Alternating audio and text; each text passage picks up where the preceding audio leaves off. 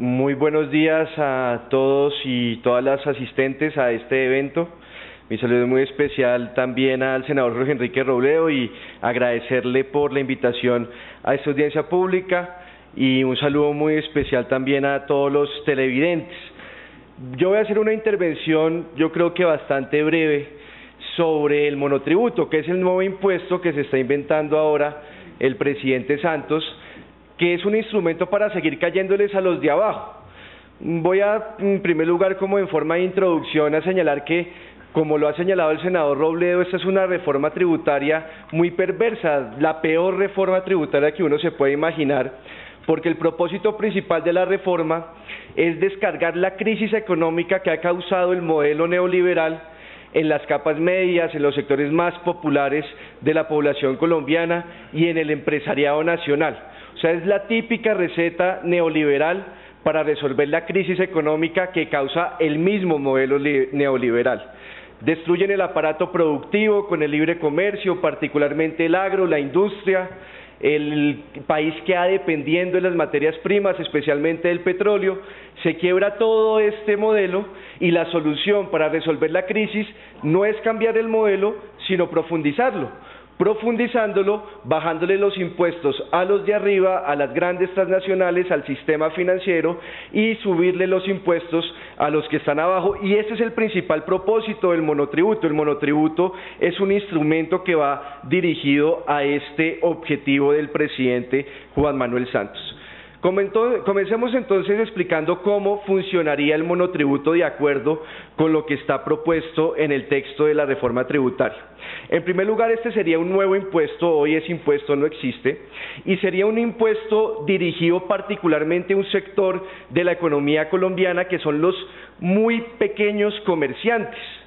El monotributo se le cobraría a los pequeños tenderos, a los dueños o los propietarios de las pequeñas misceláneas que hay en los barrios de las ciudades de Colombia, a las papelerías, a los pequeños negocios, muchos de ellos que trabajan en la informalidad y que han sido una alternativa de fuente de ingresos ante la crisis del desempleo y de la destrucción del empleo formal. Si le aplicaría a estos pequeños comercios que dice la reforma tributaria, no pueden superar el tamaño de 50 metros cuadrados. Y también a quienes tengan unos determinados ingresos. Dice la reforma tributaria que el monotributo se le cobraría a los pequeños comerciantes que tengan entre 41 millones de ingresos brutos al año y 104 millones de ingresos brutos. Sin embargo, esto en el 2018 cambiaría y se le aplicaría a los pequeños comerciantes que tengan ingresos anuales brutos, o sea, totales, que vayan desde los 29 millones de pesos. Estoy redondeando las cifras para hacerlo más sencilla la explicación. Entonces, en resumen, se le aplicaría a pequeños comerciantes con establecimientos inferiores a 50 metros cuadrados y además que tengan ingresos totales anuales entre 29 millones de pesos y 104 millones de pesos al año. ¿Cuál es el hecho generador y la base gravable? O sea, ¿sobre qué se cobraría el monotributo? Y esto es muy importante entenderlo para que ustedes vean la diferencia en el tratamiento que el presidente Santos quería darle a los pequeños comerciantes versus al tratamiento que le daría a las grandes multinacionales. El hecho generador, dice la reforma tributaria, sería la totalidad de los ingresos brutos, ordinarios y extraordinarios percibidos en el respectivo periodo gravable. Estoy leyendo entre comillas. La totalidad de los ingresos brutos ordinarios y extraordinarios. O sea, todos los ingresos que sean producto de las ventas que hagan estos pequeños comerciantes, incluidos, si no los he mencionado, a los salones de belleza y a las pequeñas peluquerías que hay en una gran cantidad, particularmente en la ciudad de Bogotá. ¿Esto qué quiere decir? Que no se aplica a la utilidad de esa actividad económica, sino que se aplica a la totalidad de las ventas, y esto tiene una incidencia muy particular porque golpea con mayor dureza este impuesto al pequeño comercio que al gran comercio, por ejemplo, de las grandes superficies. Y el valor del tributo va a ser un valor determinado también en la reforma tributaria de acuerdo con los ingresos que tenga ese establecimiento de comercio. Los que tengan ingresos desde 29 millones de pesos hasta 62 millones de pesos pagarían al año cerca de 500.000 pesos de monotributo. Los que tengan ingresos entre 62 millones y 83 millones de pesos anuales pagarían al año un monotributo de 700.000 pesos. Y los que tengan ingresos entre 83 millones y 104 millones pagarían cerca de 1 millón de pesos de monotributo.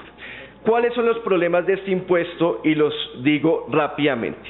En primer lugar, que la base gravable, o sea, los ingresos sobre los que se cobraría el monotributo son los ingresos totales del negocio.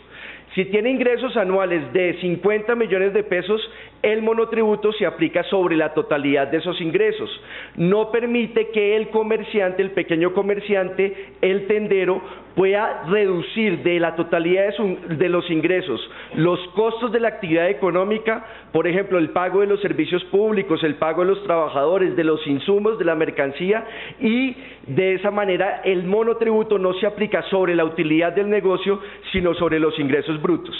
Al grupo del éxito, por ejemplo, a esta gran superficie, el impuesto sí funciona reduciendo los costos de los ingresos y de esa manera se cobra sobre el margen de ganancia, y esto es una diferencia muy grande. Este monotributo también lo que busca es ampliar el número de contribuyentes de renta, porque miren ustedes, hoy un tendero que tenga un negocio de estos tendría que pagar renta si sus ingresos personales son de alrededor de 32 millones de pesos al año. Pero si paga renta de ese tendero, podría descontar sus costos personales, por ejemplo, los créditos que tiene, el crédito hipotecario. En el caso del monotributo tendrían que pagar los que tengan ingresos al año de 29 millones de pesos, o sea, baja el nivel con respecto al impuesto de renta, y además, como no le permiten hacer los descuentos de sus costos personales, siempre tendría que pagar el monotributo. En el caso de la declaración de renta, en muchos casos no tendría que pagar el impuesto. La tarifa es supremamente alta, senador Robledo. Este impuesto es como el ICA, como el Impuesto Territorial de Industria y Comercio. Entonces yo comparé ambas tarifas de acuerdo con lo que está señalado en la reforma tributaria. Entonces le pongo un ejemplo. El monotributo tendría una tarifa por 1000, la pongo no por ciento sino por 1000, que oscilaría entre 9 por 1000 y 16 por 1000 el monotributo. El ICA en el caso de Bogotá tiene una tarifa que va del 4 por 1000 al 13 por 1000. O sea que en el monotributo algunos tenderos tendrán que pagar incluso el doble de tarifa de lo que pagarían por el ICA. Esa es una tarifa supremamente alta para este tipo de negocios. Y finalmente termino con esto, el truco para desplumar al ganso sin que chille mucho. Esta es una frase que viene repitiendo bastante el senador Robledo, que toma de un ministro de Finanzas de Luis XIV. Lo primero que dicen es que este es un impuesto para formalizar, o sea, para que los pequeños tenderos puedan acceder a una pensión o a la seguridad social, muestran ellos. Sobre todo esto viene hablando bastante la ministra del Trabajo, Clara López. Y eso es un engaño. En primer lugar, porque lo que le darían a un tendero que ingrese al monotributo no sería una pensión, sino sería una cosa que se llaman los BEPS, los beneficios económicos periódicos. Y esto es todo lo contrario a una pensión.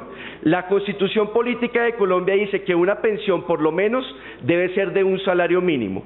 Y precisamente los BEPS se los inventaron para pagar mesadas que estén por debajo de ese mínimo. O sea, el truco del gobierno es, en lugar de mejorar los ingresos de la población para que accedan a una pensión, el truco es reducir la pensión para así formalizar, dicen ellos. Pero miren cómo es los BEPS.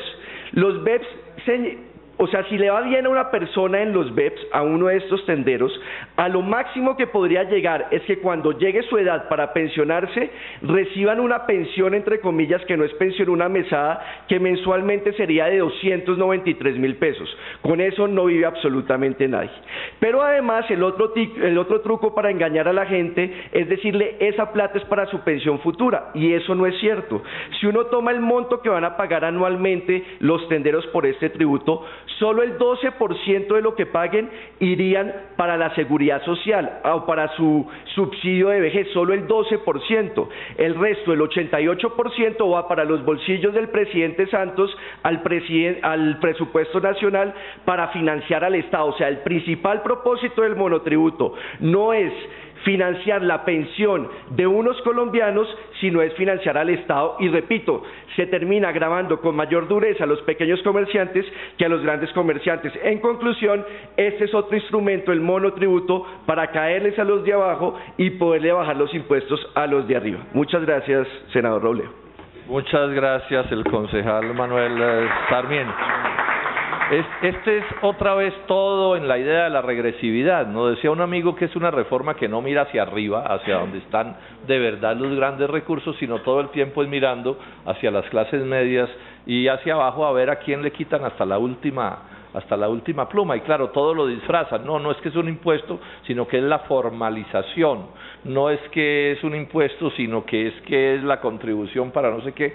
Siempre tienen un cuento calculado para engañar a la ciudadanía.